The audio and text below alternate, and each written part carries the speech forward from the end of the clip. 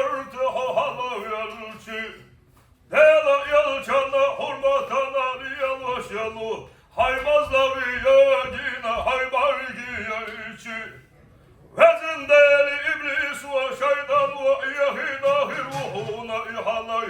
Az haylayda geçti ya bohuş.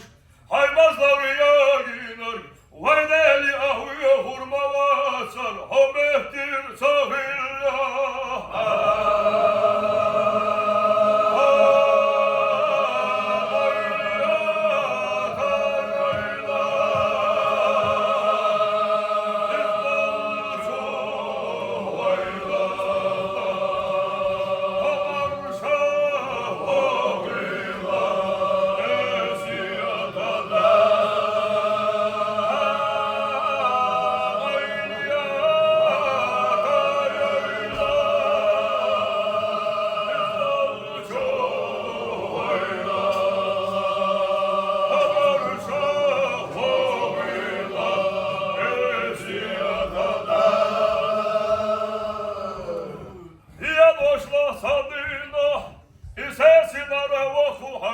Kişini arya hüvettina Savvala haşiyeti ve kişi yallah Asu gayra hakverte halav yallah İlahi ya Rabbi ve vezindeli Gergah yalçı zamangah Kuhedi kişi kertah ahkuşu ve kurvolçu Hay gergerçu velisa Segerger bu tadiyaha bohuş Sesi darik veydel yakay kurma vasar Habehtir sahillah